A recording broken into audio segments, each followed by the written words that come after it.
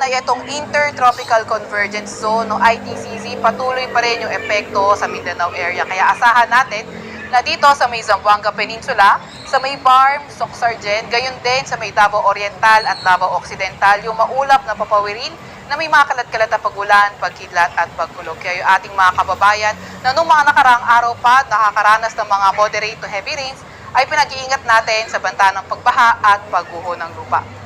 Dito naman sa Metro Manila at sa nalalabing bahagi ng ating bansa, asahan natin yung partly cloudy to cloudy skies na may mga isolated rain showers or thunderstorms.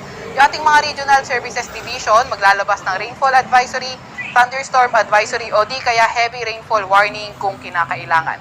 And also, wala rin naman tayong minomonitor na low pressure area sa loob or malapit sa ating Philippine Area of Responsibility, pero hindi natin tinatanggal yung possibility na may mabuong low pressure area over the weekend or bago mag-weekend. Para naman sa lagay ng panahon sa Metro Manila and also sa may buong Luzon, asahan natin partly cloudy to cloudy skies, may mga isolated rain showers or thunderstorms pa rin tayo. Agwat ang temperatura sa Metro Manila, 24 to 33 degrees Celsius. Sa may Kalayaan Islands at Puerto Princesa, 25 to 33 degrees Celsius. Sa may Baguio naman ay 18 to 24 degrees Celsius. Sa Tuguegarao ay 26 to 35 degrees Celsius. Sa may Lawag, 26 to 31 degrees Celsius.